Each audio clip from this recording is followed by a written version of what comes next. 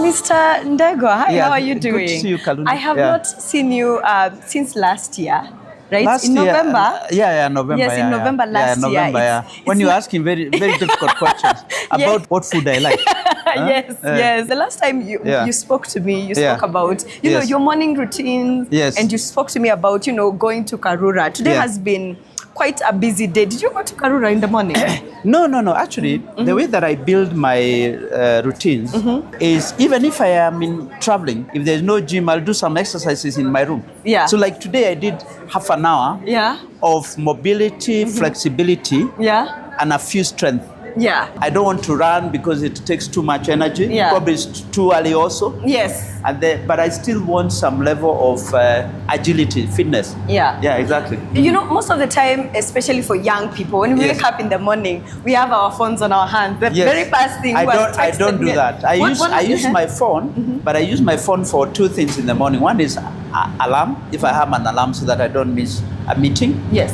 And secondly, if the exercises that I do will be on the phone. So that's why I use my phone. I won't check whether I've received an email and so on and so forth. I'll check that after I've prepared and now I'm having breakfast or in the car. That will allow me to know whether I'm still going through the same routine I had thought or whether I need to adjust. Are you on TikTok?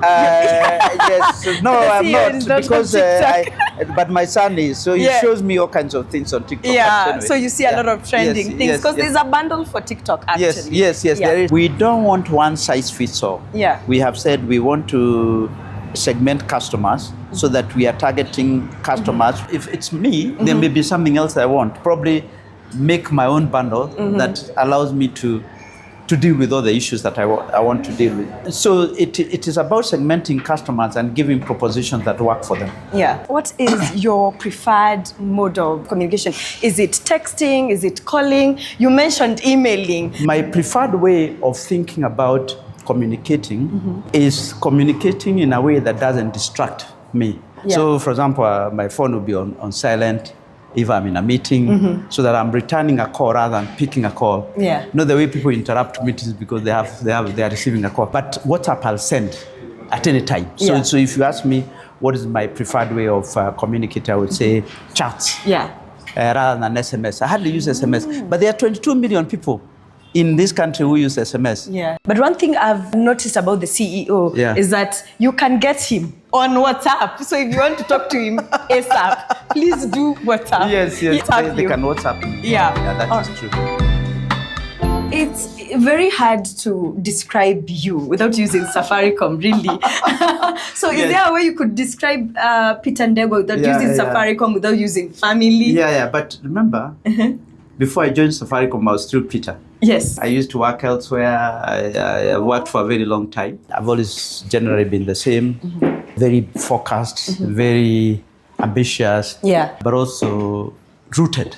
I was speaking to the Unilever team the other day, and there was someone who asked me, what is your advice for people in developing their career? And I said three things. Work very hard. The second, take risks. And then the third one, remain rooted, as in remain humble. Yeah. Don't allow success to get into your head in whichever role. When you are overwhelmed by the level of success, you will stop learning. Yeah. And that's when you start declining. Yeah. I think we are gonna use, I'm gonna use those three tips to get an office like this because we are finally into your office. The office, yes. So you can have a quick seat. It was Bob's office. Yeah. And now it's my office. When you come in, you put a little bit just a little bit of touch. Just a little bit of touch, but the same office. Yeah. Nothing changes. Yeah. Well, it's the financial year, right? Yeah. And Safaricom has announced, and as $3 a young billion business. Yes.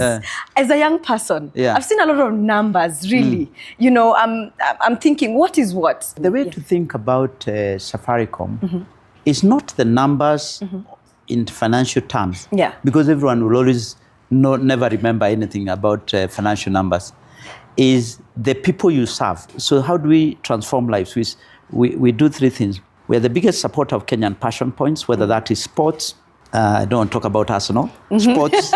Sports, music, all those things, Chapadimba, rugby, you see all the Mpasho Safaricom names.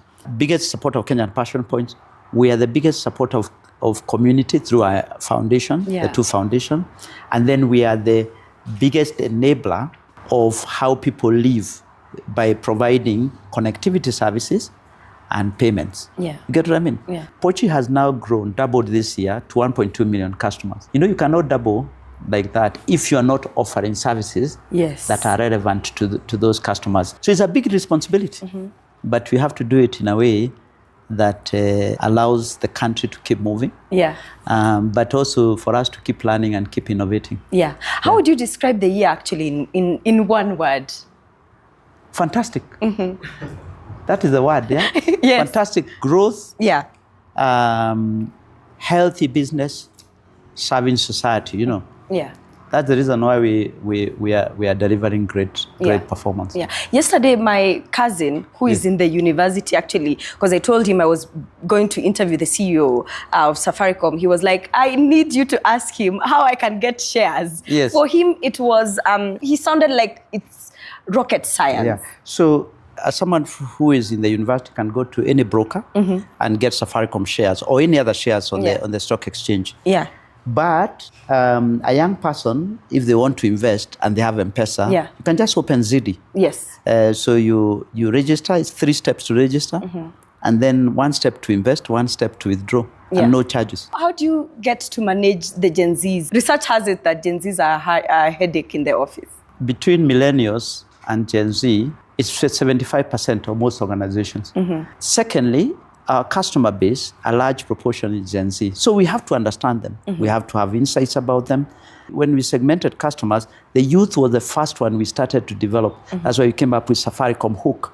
So we know a lot more about the youth than most people think we do. Yeah. You should not forget that our employee base has a lot of Gen Z. So we use them as platform for understanding what we should do for Gen Z. So we have a generation council that allows us to learn about Gen Zs, and then if it's a product, they will test. They'll kind of say this doesn't work for Gen Zs, and so on and so forth. Yeah. All right. Thank you so much. Thank you. I really Kalundu. do appreciate it. Thank you. Thank you. Asante sana. Yeah, All right. Thank you.